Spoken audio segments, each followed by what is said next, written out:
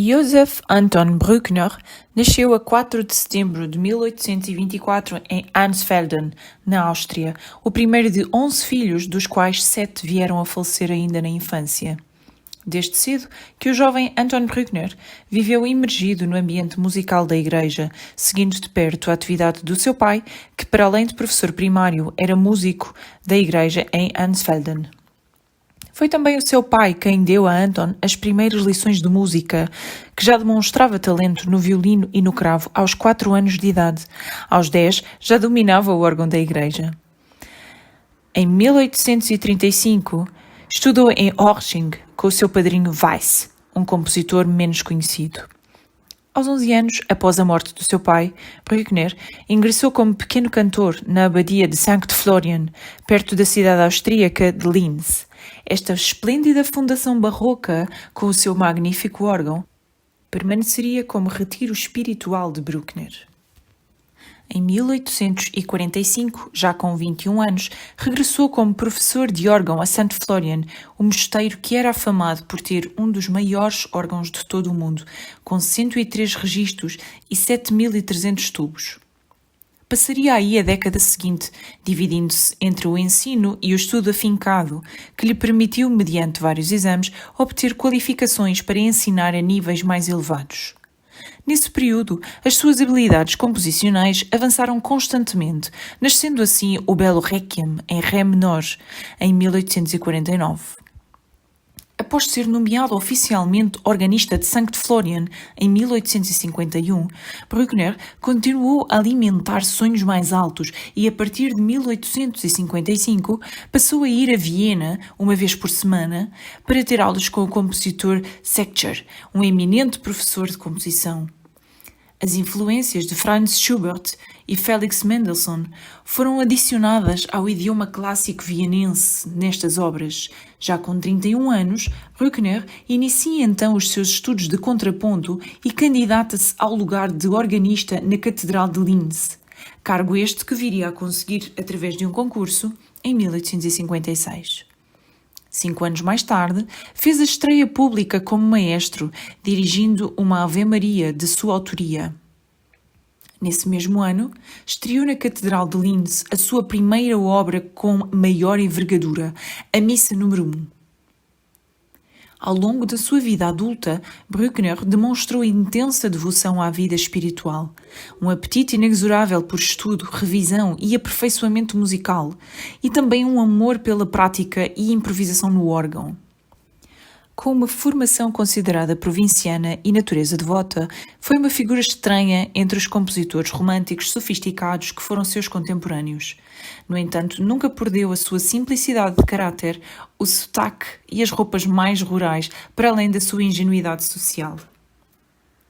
Com um estilo muito próprio em obras como Ave Maria, Bruckner exibe uma liberdade, uma profundidade e uma segurança que o fizeram embarcar num estudo de forma e orquestração com Otto Ketzler. E foi durante este tempo que descobriu a música de Franz Liszt, Hector Berlioz e, acima de tudo, Richard Wagner. Na primavera de 1862, durante uma aula com Ketzler, Bruckner compôs 2 scherzi para quarteto de cordas em Fá maior e Sol menor. Mais tarde, compôs também o quarteto de cordas em Dó menor, como preparação para um exercício de orquestração. Este quarteto não chegou a ser lançado durante a vida do compositor, por se tratar de um mero trabalho de casa de aluno. Daí que a sua estreia só tenha ocorrido muito mais tarde, em fevereiro de 1951. Esta peça, em Dó menor, segue a estrutura convencional de um quarteto de cordas em 4 andamentos: Allegro moderato, andante, scherzo e rondó. O primeiro dos andamentos desta peça, que ouviremos de seguida, apresenta-se na tradicional forma sonata, com modulações durante o seu desenvolvimento. Já se podem também ver conexões com trabalhos posteriores de Bruckner, na tonalidade de Dó menor, em várias frases harmónicas e padrões temáticos, bem como a utilização de alguns motivos de Ländler. Ficamos então com o Allegro moderato, correspondente ao primeiro andamento, do quarteto de cordas em Dó menor, de 1862, numa adaptação para ensemble de saxofones.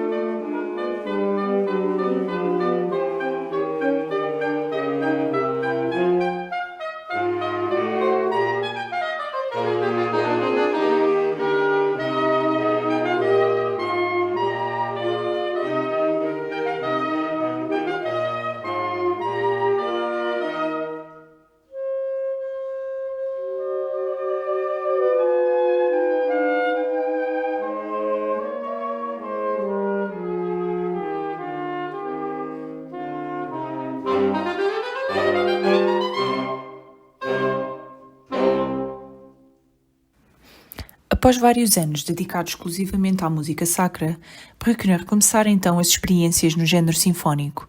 A Sinfonia em Fá menor, conhecida hoje também por número 0 ou Studien-Sinfonie, foi composta em 1863, com 39 anos, como um exercício para Kitzler e raramente é tocada. Depois de 2 ensaios na forma orquestral, Bruckner completou então a sua Sinfonia número 1 em Dó menor, no ano de 1866. Nesse mesmo ano, terminou também a Missa em Mi menor, que, juntamente com a Missa em Fá menor, de 1868, completa o seu tríptico de grandes missas festivas. Ao longo da sua maturidade criativa, Bruckner também compôs uma bela série de motetos que pontuam os passos colossais do seu progresso sinfónico. Entre eles estão Locus Iste, Christus Factus Est e Ecce Sacerdos Magnus. Estes estão entre as maiores conquistas da música da Igreja Católica Romana. Já no final de 1866, Bruckner acaba por sofrer um grande colapso nervoso, do qual apenas recuperou 3 meses num sanatório, embora continuando com depressões intensas que o vieram a perturbar mais tarde.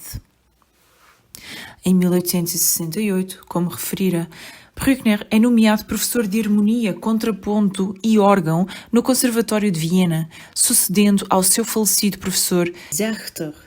Em agosto desse mesmo ano, inicia a sua atividade como organista da corte. Embora em 1868 se tivesse estabelecido definitivamente na corte de Viena, Bruckner não quebrou os vínculos com Sankt Florian e foi para este mosteiro que compôs, em 1879, o moteto a 8 vozes O Justi, um canto gregoriano usado como gradual e escrito no modo lídio.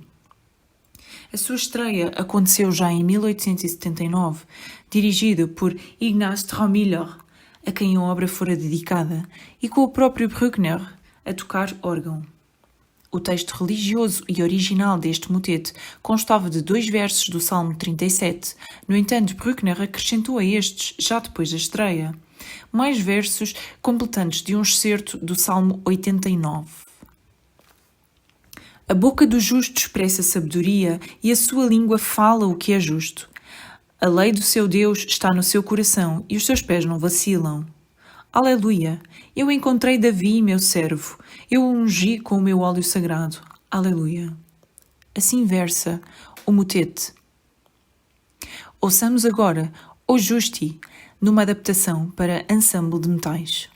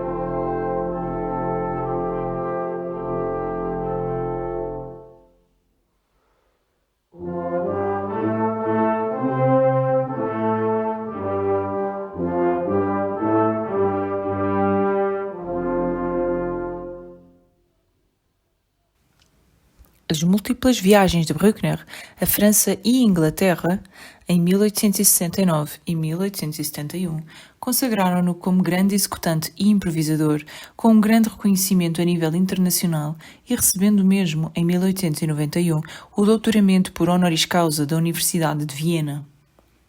A história dos últimos 25 anos da vida de Bruckner é essencialmente a das suas sinfonias, a criação de novos conceitos de forma, intervalos de tempo e unidade, e também a sua luta para alcançar o sucesso em face da feroz oposição crítica.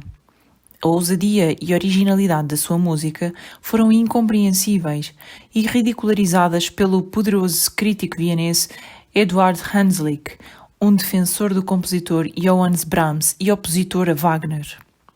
Bruckner, fervoroso admirador de Wagner, foi erroneamente rotulado como discípulo desse compositor, pelo que viu a sua carreira sofrer com o envolvimento involuntário na batalha feroz que se travava entre os adeptos de Wagner e Brahms. O seu esplêndido Te Deum começou então a ser composto em 1881, tendo sido concluído em 1884, e foi dedicado à glória do Senhor, como ação de graças pelo sucesso alcançado na sua anterior Sinfonia número 4. O Te Deum foi estreado na versão integral com orquestra apenas em janeiro de 1896 e, na verdade, foi a última vez que Bruckner assistiu à execução de uma das suas obras. O autor tinha em grande apreço, dizendo mesmo: se apresentar a partitura do meu Te Deum ao Criador, ele julgar-me-á com benevolência. Por outro lado, o musicólogo Jean Gallois considerava que o Te Deum seria a obra bruckneriana por excelência, e Mahler, que a dirigiu várias vezes, riscou mesmo no seu exemplar da partitura a indicação para coro, solistas e orquestra, tendo escrito para línguas de anjos bem-aventurados, corações atormentados e almas pacificadas pelo fogo. No início da década de 1890, Bruckner havia-se tornado uma figura famosa e muito honrada. No mesmo ano, começou a compor a Sinfonia número 9.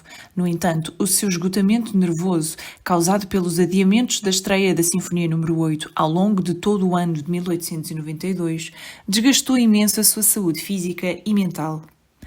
As mãos tremiam-lhe tanto que muito do tempo que passava à secretária a compor já era gasto a limpar os borrões que se iam multiplicando. Estava consciente de que não lhe restava muito tempo de vida. Apesar das formas clássicas das suas composições, com referências aos modelos formais da Renascença, especialmente da escola romana de Palestrina, Bruckner soube sempre conciliar o historicismo romântico com a sensibilidade musical da sua época, deixando assim exprimir todo o seu talento nos motetes, que surgem como miniaturas poético-musicais, onde a sua linguagem é claramente romântica e por vezes até pós-romântica, com claras influências wagnerianas. O seu estilo de composição mais madura é ousado na forma, harmonia e tonalidade, demonstrando uma imensa habilidade polifónica e também o gosto por contrastes repentinos de timbre e dinâmica. A orquestração de Bruckner é notavelmente económica, no entanto, é bastante diferente da pródiga homogeneidade de Wagner. Joseph e Franz Schalk tinham no seu entendimento razões para tentar normalizar de alguma forma as sinfonias de Bruckner, pois estas eram diferentes de tudo aquilo que se ouvira até ali. Como escrevera Gerald Abraham, Bruckner orquestrava como o organista que era, por grandes blocos de som, alternando entre naipes orquestrais, como se estes fossem combinações de registros de órgão, incluindo até as pausas de que o organista necessitava para fazer as suas mudanças de registro. A vasta construção das suas sinfonias é assim erguida como blocos robustos, onde os metais desempenham um papel proeminente e caracterizadas também por cortes abruptos. Dir-se-ia na época que as sinfonias de Bruckner estão por lapidar, não porque o compositor não soubesse como o fazer, mas porque as pretendia exatamente assim, altaneiras e agrestes como uma cordilheira. A monumentalidade dos grandes blocos sonoros que tão bem caracteriza o compositor é frequentemente revisitada por compositores mais recentes, compondo pequenas peças em homenagem à carreira de Bruckner. Enrique Crespo, tubista e compositor do Uruguai, Passou grande parte da sua carreira como executante de tuba em orquestras alemãs. A peça que compôs, Bruckner Etude, presta homenagem ao compositor que deu um grande relevo aos tubistas ao longo da sua vida e obra, dando-lhe um papel protagonista nas peças orquestrais. Ouçamos então Bruckner Etude, do compositor Enrique Crespo, uma peça originalmente escrita para sexteto de metais graves.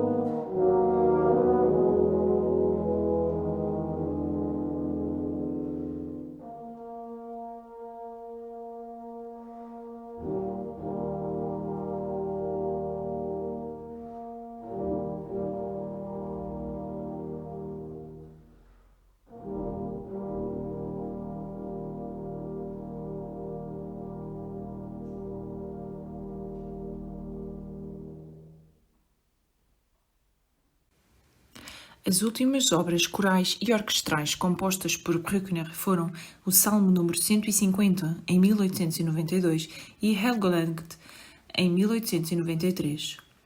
Também 3 dos andamentos da Sinfonia número 9, em Ré menor, já estavam prontos em 1894, porém o compositor já não teve capacidade de completar o final antes da sua morte a 11 de outubro de 1896. Segundo a sua própria vontade, Bruckner foi sepultado por baixo do órgão da abadia de St. Florian, manifestando bem a admiração que nutria por este instrumento e também a influência tão marcante que a passagem por St. Florian teve ao longo da sua vida.